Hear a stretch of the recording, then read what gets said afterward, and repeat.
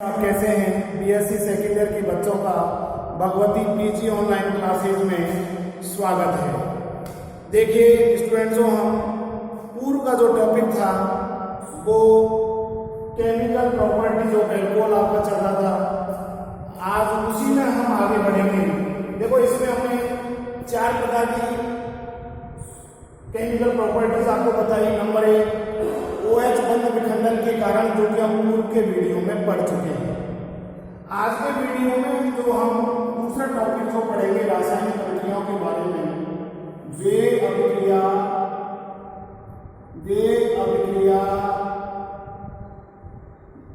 जिनमें C bond O बंध का विखंडन होता है। यह हमारा आज का टॉपिक है। ये लीजिए, केमिकल प्रॉपर्टीज ऑफ एल्कोहल के अंदर यह अभिक्रिया जिनमें C बॉन्ड O बंध का विखंडन होता है। OH का बंध विखंडन की अभिक्रिया हम पढ़ चुके हैं। तो देखिए, ये नाभिक स्नेही प्रतिस्थापन अभिक्रिया प्रदर्शित करता है जब C बॉन्ड O बंध टूटता है तो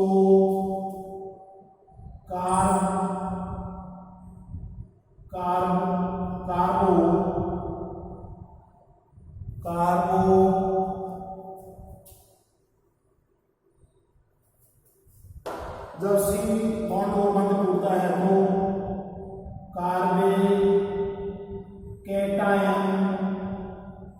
बनता है। क्या बनता है? आपका कार्बेकेटायन बनता है। और कार्बेकेटायनों के स्थायित्व का क्रम, कार्बेकेटायन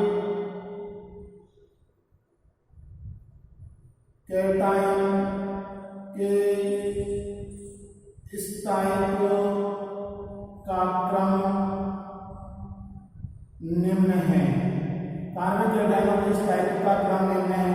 देखिए, tertiary carbocation is greater than secondary कार्बेकेटायन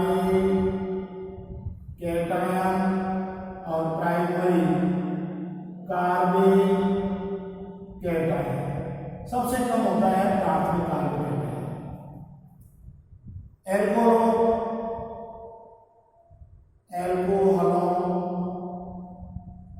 की क्रियाशीलता का क्रम निम्न है। तो देखिए, तृतीयक एल्कोहल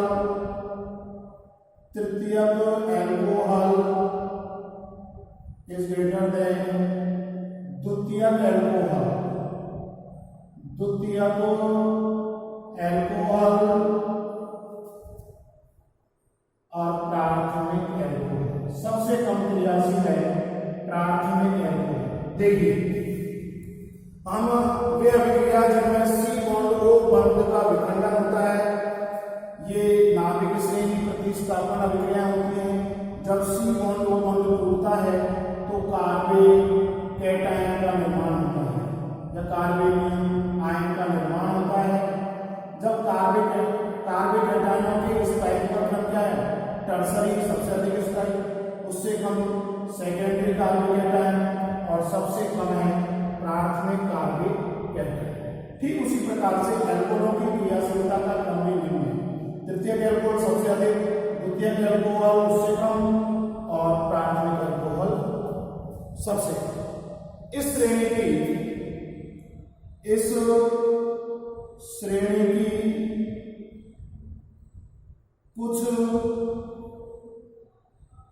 श्रेणी की कुछ अभिक्रियाएं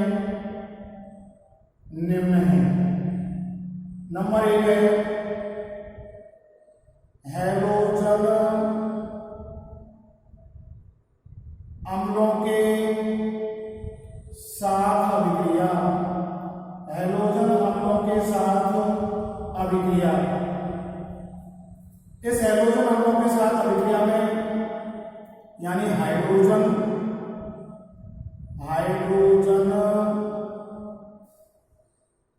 हैलाइड के साथ अभिक्रिया,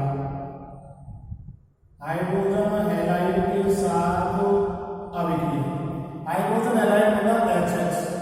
तो देखिए हाइड्रोजन हैलाइड के साथ अभिक्रिया जब हम एल्कोहलों की कराते हैं तो एल्किल हैलाइड बनता है और इनकी क्रियाशीलता का क्रम HI, HBr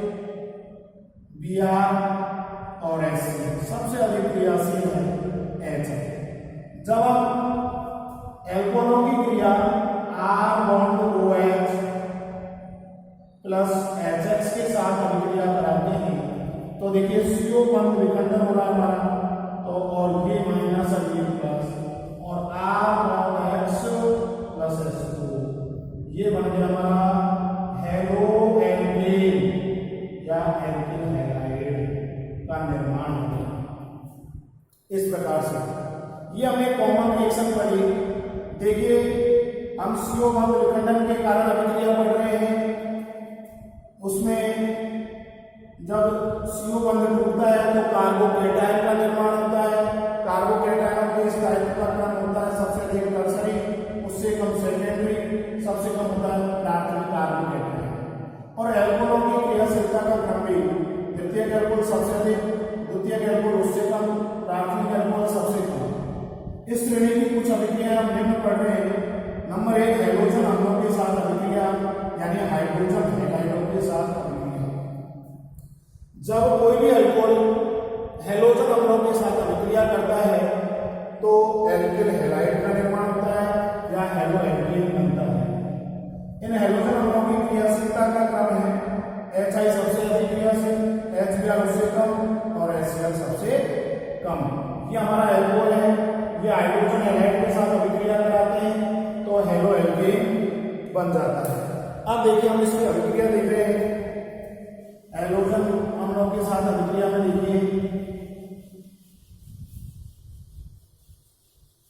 देखिए हैलोजन अम्लों के साथ अभिक्रिया में हम अभिक्रिया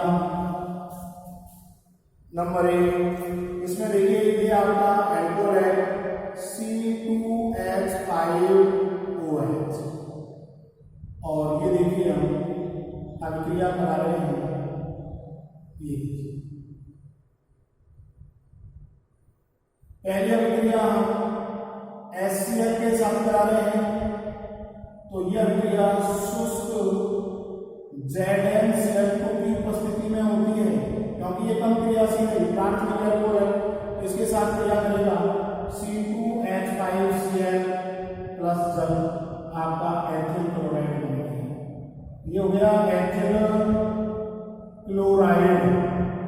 दूसरा है हमारा HBr के साथ अभिक्रिया करा रहे हैं तो कंसंट्रेट H2SO4 लेंगे 48%। ये लीजिए तो ये आपका C2H5Br प्लस जल बाहर निकल गया, ये हमारा एथिल ब्रोमाइड बन गया, एथिल ब्रोमाइड। अगला है HI के साथ जब अभिक्रिया कराते हैं तो ये हम 86% लेते हैं, ये अधिक क्रियाशील है C2H5 प्लस H2 और ये बन गया हमारा एथिल आयोडाइड। ये लीजिए हमने देखो HI के साथ अभिक्रिया कराई HBr HCl, ये सबसे कम क्रियाशील था, शुष्क ZnCl2 पूरे काम में ले रहे हैं, ये और अधिक क्रियाशील था, कंसंट्रेट H2SO4 ले रहे हैं 28%, ये HI ले रहे हैं बहुत अधिक क्रियाशील है लेकिन प्राथमिक एल्कोहल है तो ये हैलोजन अधिक क्रियाशील है तो 85% हमने लिया, कोई पूरे ले लिया और ये एथिल हाइड्राइड बन गया। अब देखिए आप ये तो हो गया हमारा एथिल अल्कोहल, प्राथमिक अल्कोहल है हमारा एथिल अल्कोहल जो कि एक प्राथमिक अल्कोहल है कम क्रियाशील।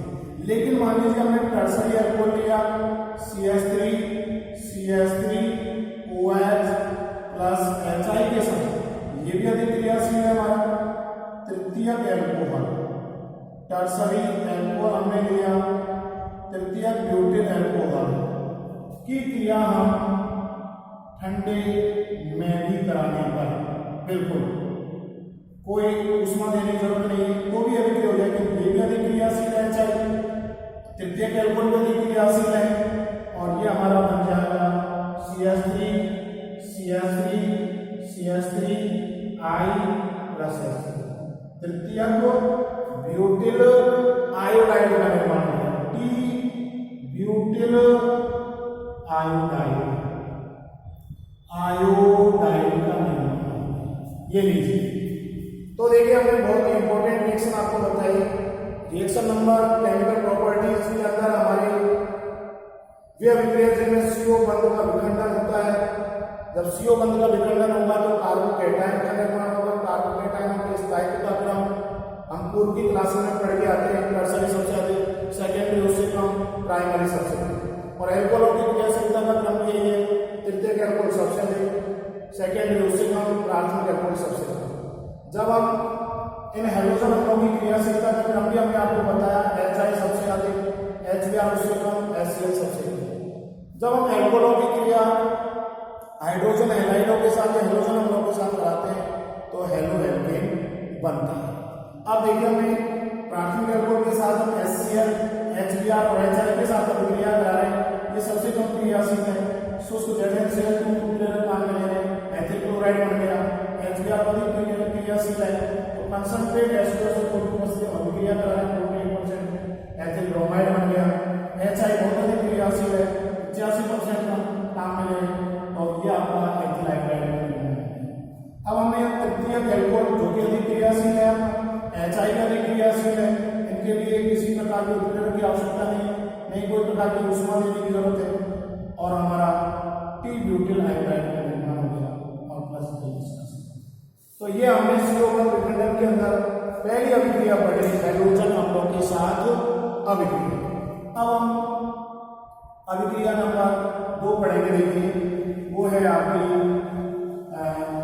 फास्फोरस ट्राइक्लोराइड के साथ रिएक्शन नंबर हम 2 पढ़ेंगे, वो है फास्फोरस ट्राइक्लोराइडों के साथ अभिक्रिया। नंबर 2 है फास्फोरस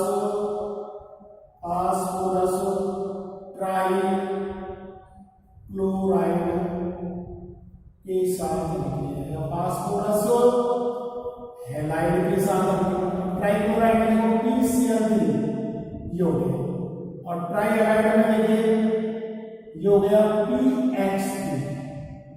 अब देखिए फास्फोरस ट्राइक्लोराइड का निर्माण कैसे होता है, 2P प्लस 3Cl2 रिएक्शन क्या हो गया 2PCl3। देखिए 2 फास्फोरस है, 3 2 6 क्लोरीन है, ये लीजिए। अब इसकी क्रिया हम देखिए C2H5OH के साथ करा रहे हैं PCl3। ये लीजिए फास्फोरस ट्राइक्लोराइड है आपका,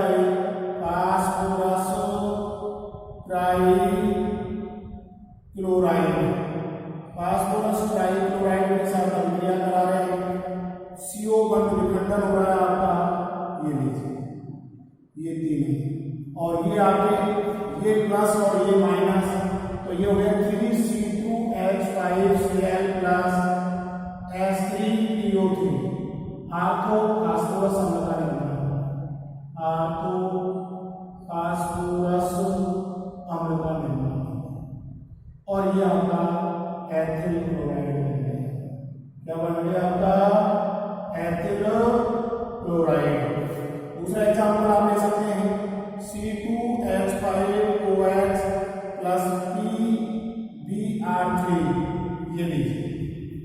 इसके लिए हमने 3 अणु लिए, OH बंध विखंडन हो गया आपका, ये लीजिए, और ये आपका C2H5Br plus H3PO3 ortho phosphorus अम्ल, H3PO3 का निर्माण हो गया, और ये बन गया हमारा एथिल ब्रोमाइड, ये एथिल ब्रोमाइड। तो इस प्रकार से हमने फास्फोरस ट्राइक्लोराइड के साथ अभिक्रिया कराई, तो भी आपका एथिल हैलाइड का निर्माण हुआ, यानी कि हमने हैलाइड की जगह Cl ले रहे तो एथिल क्लोराइड का निर्माण हुआ, एथिल ब्रोमाइड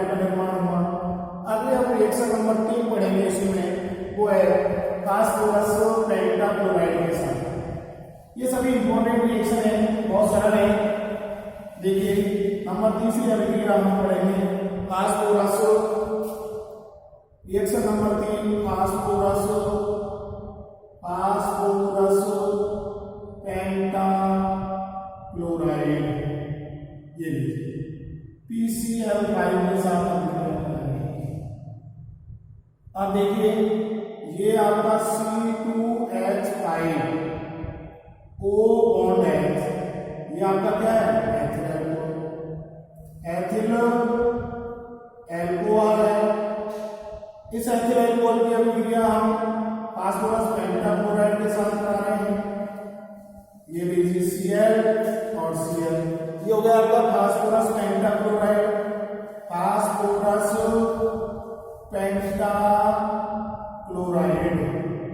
देखिए अब आपका ये प्लस और ये माइनस, अब देखिए ये POCl3 का निर्माण हो गया, ये प्लस और ये माइनस, तो ये बन गया आपका C2H5Cl plus POCl3 plus HCl, ये एथिल क्लोराइड आपका बन गया, एथिल क्लोराइड, ये बन गया फास्फोरिक क्लोराइड, ये HCl हाइड्रोजन। इसी प्रकार से हम रिएक्शन नंबर 4 देखिए, ये भी बहुत इंपॉर्टेंट है, नया रिएक्शन के नाम से है थायोनिल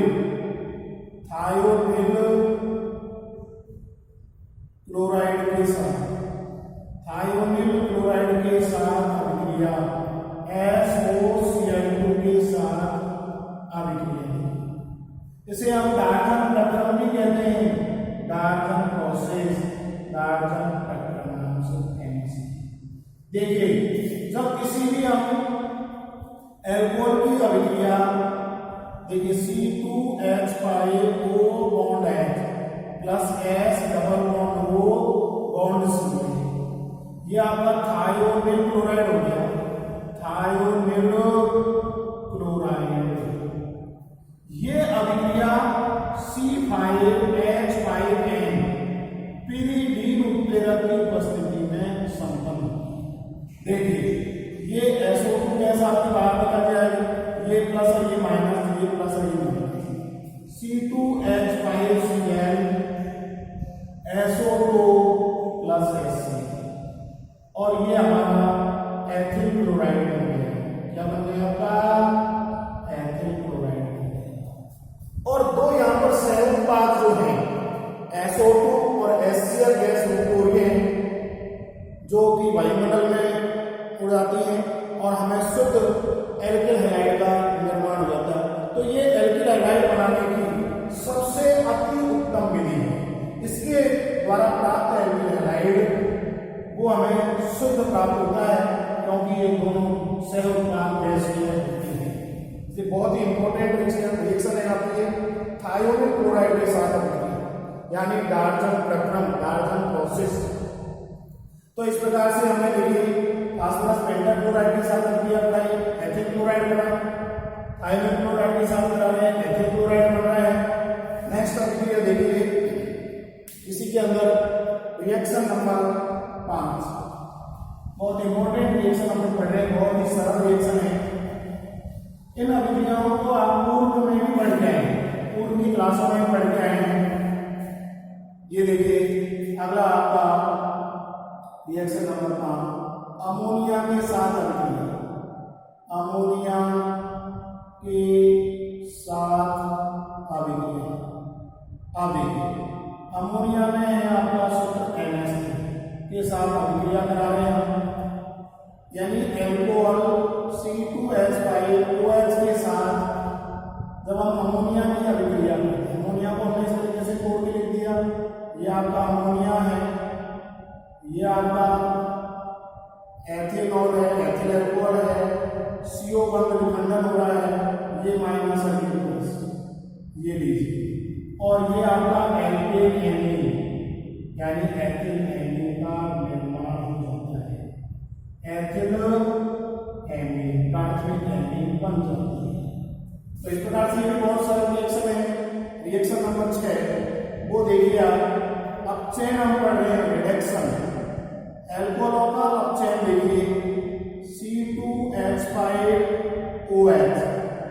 और यह अभिक्रिया हम लाल फास्फोरस की उपस्थिति में करा रहे हैं। लाल फास्फोरस की उपस्थिति में अपचयन कराते हैं तो देखिए ये OH तो आपका बाहर निकल गया, CO बंध विखंडन हो रहा है, हमने इसके दो अणु ले लिए। एक H आपका यहाँ जुड़ जाएगा, देखिए एक H आपका यहाँ पे जुड़ गया, एक H आपका यहाँ काम में आ गया, तो ये बन गया हमारा C2H6 प्लस H2O और ये I और ये बन गया एथेन। तो देखिए स्टूडेंट्सों, बहुत ही important topic reaction number 2 chemical properties of alcohol के अंदर हमने CO बंध विखंडन के कारण बहुत ही इंपॉर्टेंट इन 6 रिएक्शनों का अध्ययन किया है, आपको बताई है। पहली फिर से सुन लीजिए, हेलोजन अम्लों के साथ, दूसरी है फास्फोरस ट्राइक्लोराइड के साथ, तीसरी है फास्फोरस पेंटाक्लोराइड के साथ, चौथी है आपके थायोनिल क्लोराइड जिसे डार्जन प्रक्रम कहते हैं। नेक्स्ट अभिक्रिया अमोनिया के साथ जिसे एथिलेमीन का निर्माण होता है। छठी अभिक्रिया है रिडक्शन, अपचयन। जब एल्कोहलों का हम लाल फास्फोरस की उपस्थिति में अपचयन कराते हैं तो आपके एल्कीन का निर्माण होता है। अब अगली अभिक्रिया नंबर तीसरी अभिक्रिया पढ़ेंगे CO बंध विखंडन के बाद में। तीसरी अभिक्रिया देखिए बहुत ही इंपॉर्टेंट है, वो है आपके यहाँ से यूनिवर्सिटी के अंदर क्वेश्चन आता है, बहुत इंपॉर्टेंट है, आप समझिए। देखिए अभिक्रिया नंबर 3 हम पढ़ेंगे एल्किल यानी एल्किल व हाइड्रोक्सिल समूह यानी बॉन्ड OH के कारण ये देखिए दोनों के कारण। आपसे पहले पहले रिएक्शन में पढ़ा OH बंध का विखंडन, दूसरी में पढ़ा CO बंध का विखंडन, तीसरा पढ़े एल्किल व हाइड्रोक्सिल समूह के कारण। देखिए इसमें नंबर 1 हम पहली रिएक्शन पढ़ेंगे, वो है सांद्र H2SO4 के साथ अभिक्रिया। सांद्र H2SO4 के साथ अभिक्रिया यानी कोष्टक में है आपका निर्जलीकरण। ये बहुत ही इंपॉर्टेंट है, आप जानते हैं निर्जलीकरण क्या है। किसी यौगिक से बहुत इंपॉर्टेंट डिहाइड्रेशन की बात कर रहे हैं, निर्जलीकरण क्या है। देखिए किसी यौगिक से जल का निष्कासन होना निर्जलीकरण कहलाता है।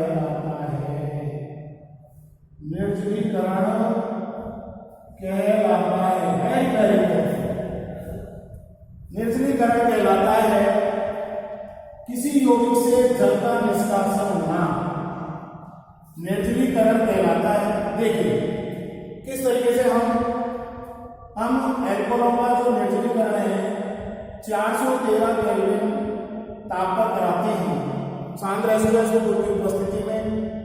वे 433 से 443 केल्विन ताप पर कराते हैं तो क्रमशः ईथर व एल्कीन का निर्माण होता है। Very very important. अब समझ लीजिए दोनों अभिक्रियाओं को समझ लीजिए। देखिए ये आपका C2H5OH HOC2H और ये अभिक्रिया जो कि कंसंट्रेट H2SO4 413 केल्विन ताप पर करा रही है। अब देखिए ये आपका जल का अणु निष्कासित हो गया, ये प्लस और ये माइनस, और C2H5O C2H5 प्लस H2O, तो ये बन गया आपका डाई एथिल ईथर। ये लीजिए यानी एथॉक्सी एथेन आईयूपीएसी में तो देखो ईथर का निर्माण हो गया। पहली अभिक्रिया के अंदर हमने एथेनॉल के दो अणु लिए, ये एथेनॉल और ये भी आपका एथेनॉल।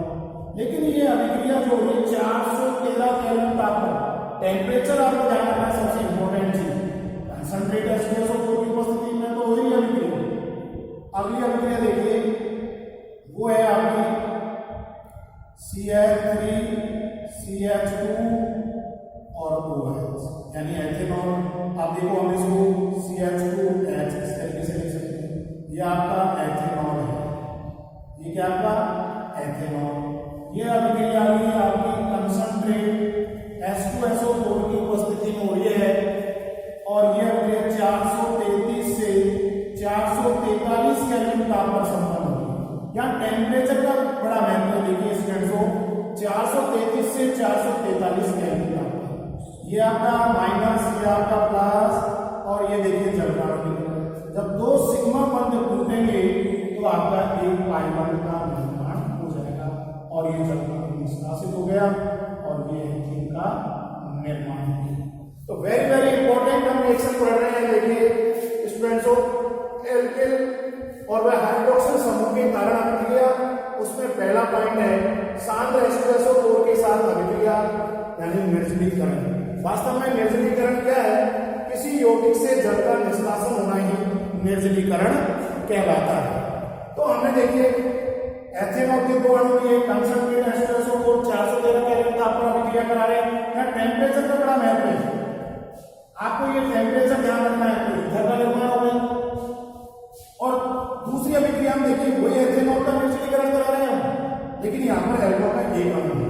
433 से 443 केल्विन ताप पर अभिक्रिया कराते हैं तो यहाँ आपके एल्कीन का निर्माण होता है, अर्थात एथेन का निर्माण होता है। बहुत ही इंपॉर्टेंट रिएक्शन है यूनिवर्सिटी के अंदर और पूर्व की क्लासों में भी आप बोर्ड के अंदर पढ़ के आए हैं अभिक्रियाओं को। तो देखिए अब मैं इसकी क्रियाविधि पढ़ाता हूँ आपको। ये जो अभिक्रिया लिखी है इसके मैकेनिज्म के बारे में मैं आपको बताता हूँ कि देखिए क्रियाविधि क्या है। इसकी मैकेनिज्म देख लीजिए, सबसे इंपॉर्टेंट है। ये देखिए क्रियाविधि। क्रियाविधि आप यहां देखिए मैकेनिज्म, आपकी मैकेनिज्म देखिए क्रियाविधि। आपका उत्प्रेरक क्या था? H2SO4 था ना।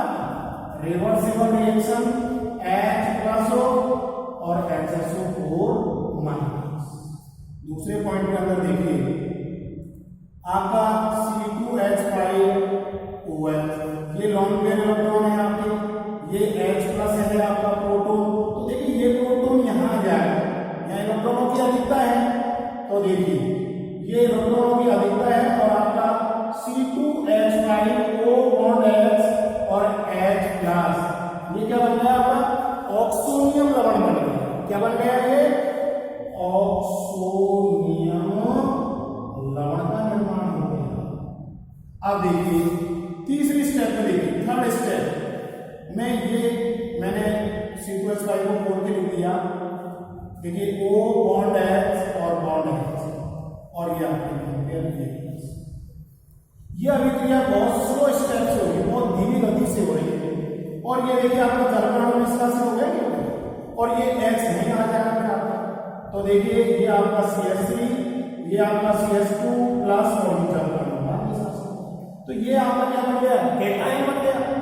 एथिल कैटायन बन गया, कार्बेट कैटायन का निर्माण हो गया। अब देखिए इसकी बैलेंस पूरी नहीं। तो देखो नंबर 4th स्टेप में क्या होगा?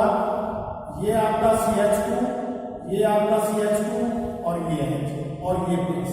तो ये प्रोटॉन के रूप में बाहर निकल जाएगा, वो भी तीव्र गति से, फास्ट गति से आपका निकलेगा। और ये CH2 डबल बॉन्ड CH2 और H+। अब ये H+ HSO4 के साथ अभिक्रिया कर लेगा तो ये H+ और ये HSO4 माइनस और देखिए H+। तो उत्प्रेरक वे पदार्थ होते हैं जो अभिक्रिया की गति को क्या करते हैं? बढ़ा देते हैं, लेकिन संभाग नहीं लेते। वापस ये काम में आ जा रहे हैं यहाँ पर। तो देखो मैकेनिज्म पढ़ी हमने, वास्तव में एल्कीन कैसे बनती है तो उसकी क्रियाविधि हमने पढ़ाई, बहुत इंपॉर्टेंट। आज की वीडियो में हम इतना ही पढ़ेंगे। धन्यवाद स्टूडेंट्स। अगले वीडियो में अगला टॉपिक पढ़ेंगे।